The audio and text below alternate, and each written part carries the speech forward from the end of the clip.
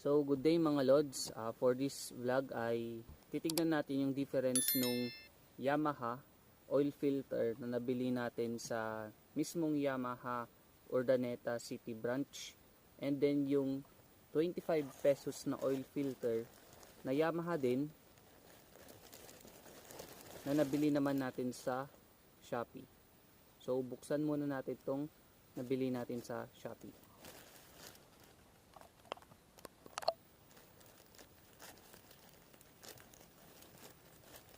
Yan, pag nag-order kayo mga sir, wag na wag niyong sisirain ito.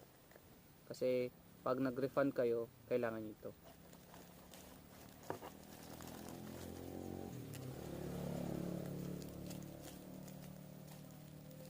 So bale ito na yung ating oil filter na nabili sa Shopee sa halagang 25 pesos. Then check natin kung anong difference niya nung Yamaha genuine parts and accessories na nabili talaga natin, or oil filter na nabili talaga natin sa Yamaha Urdaneta City branch, and then yung difference nung oil filter ng binili natin sa Shopee. Para dito, gamit tayo ng gunting para mabuksan. Tabi muna natin yung Yamaha, yung oil filter na Yamaha na nabili natin sa Yamaha Urdaneta City branch. Let's check natin dito. Nabili natin sa Shopee. Ayan, so well pack naman siya, no? Triple layer na bubble wrap.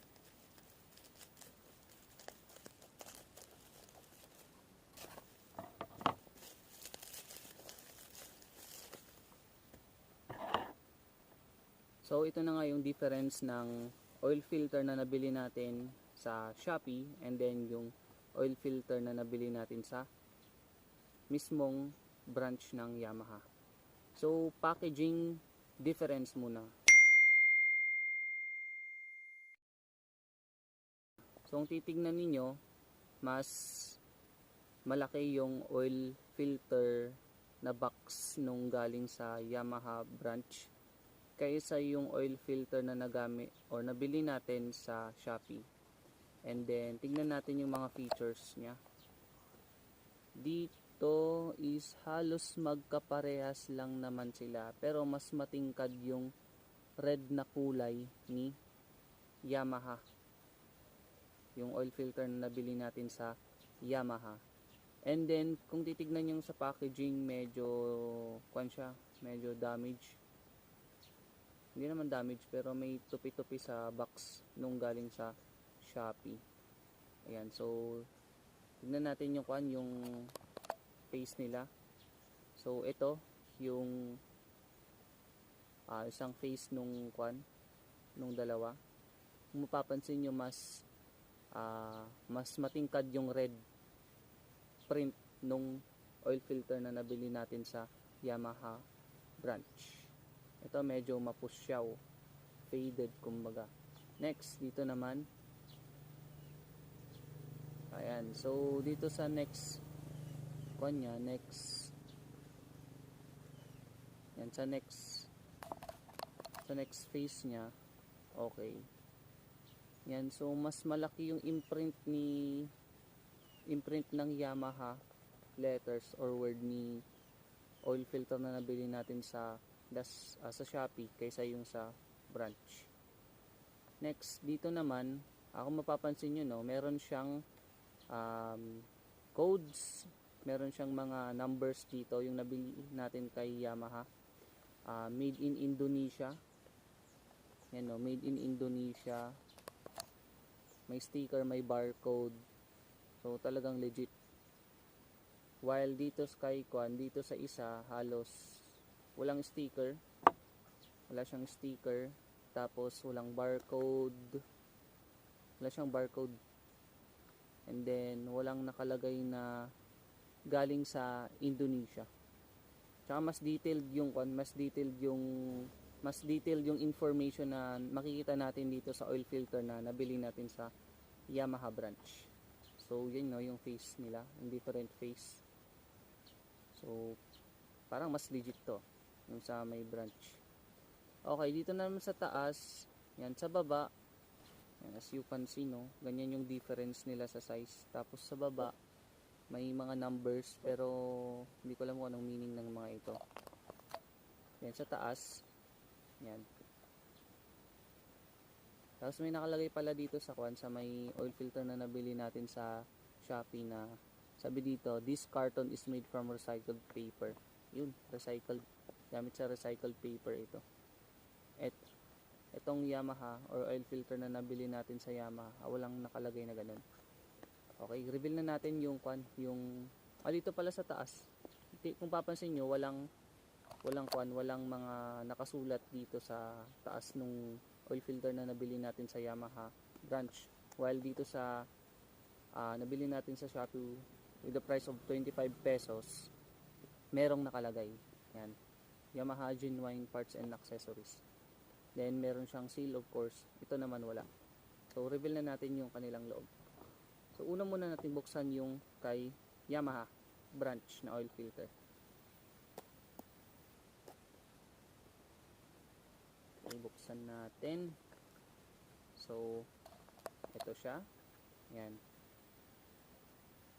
Okay, pakita lang natin, no. Okay, lagay muna natin dito. Yan. Then buksan naman natin yung oil filter na nabili natin sa Shopee. Okay, ito siya. Yan. Siyempre, carton wise, mas maganda yung carton nung galing sa Yamaha branch. So, ito na.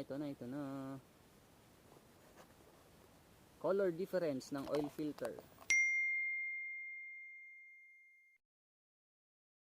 Ayan, so nakita nyo naman yung difference nila sa kulay, no? Okay, and then comparison sa kulay, obvious na obvious, mas malinis tignan yung galing sa Yamaha branch kaysa yung nabili natin sa online. Medyo orange ito, no? Yung sa may galing sa online, tapos ito galing ito sa Yamaha branch. Ito 25 pesos, ito 160 pesos. Yan, so makikita nyo, no? Then punta tayo sa structure niya, sa rubber, kasi nung nag-research ako tungkol sa oil filter ng mumurahin at yung original talaga, may issue sila sa oil filter na rubber. Dito sa rubber niya, titignan nyo, hindi nakadikit yung rubber na bilog na ito dito sa oil filter mismo. Yan ito yung sa taas, no? Sa taas, ito naman sa baba. May mga portions na hindi nakadikit yung rubber na bilog na ito kabilaan dito sa mismong oil filter. Yan. While dito sa original, sealed na sealed. Wala kang makikitang open na area dito sa rubber niya. Talagang nakadikit yung rubber sa may mismong oil filter. Ito sa baba, ganun din. Kung titignan ninyo, no, may number dito sa sa same face nila. May number dito sa original or hindi naman sa original. Sabihin natin original, pero may number dito sa may galing Yamaha. Ito naman yung sa galing online, wala. Kabilaan. Sa kabila pala. Yan. Wala namang nakalagay dito. Pero may number dito sa may Yamaha na yung nabili natin sa Yamaha branch. And then halos parehas lang naman sila ng feature sa loob. Wala masyadong pinagkaiba. Yan. Sa height comparison, yan, height. Tingnan natin. Height comparison, the same yung kanilang comparison o yung height nila. Next is yung space between sa mga pop filters. Dito sa Yamaha Urdaneta or yung oil filter na nabili natin sa Yamaha branch is even. Yan. Even yung mga spaces nila. While dito naman is medyo hindi consistent yung spaces between hindi consistent yung spaces sa mga oil, sa parts ng oil filter niya. Ito mismo yung brown. Yan. So this one galing sa Yamaha branch is 160 pesos. Ito naman is 25 pesos. Plus shipping fee, total niya is 90. So, syempre magtataka ka na sa kulay pa lang. Sa kulay pa lang, medyo magtataka ka na kung sino sa kanila yung mas efficient, sino sa kanila yung mas malinis. Yan. Bali, ang oil filter ay siya yung nagsasala ng dumi doon sa langis natin. And then yung langis natin, siya yung umiikot mismo sa loob ng makina para ilubricate or langisan yung mga parts. Para hindi magkaroon ng uneven friction sa mga gears at sa mga gear parts sa loob ng ating makina. So mahalaga na yung ginagamit mong oil filter ay legit and original para hindi makompromiso yung paglilinis ng langis sa loob ng makina. Syempre, hindi natin alam kung sino nga ba dito ang mas maganda. Well, sa weight, medyo mas mabigat itong galing sa Yamaha kaysa dito sa galing sa Shopee. Yan. So yun lang naman yung mga comparison niya. Pagdating sa testing ng kanilang effectivity, syempre, it's up to us na kung paano natin siya i-discover.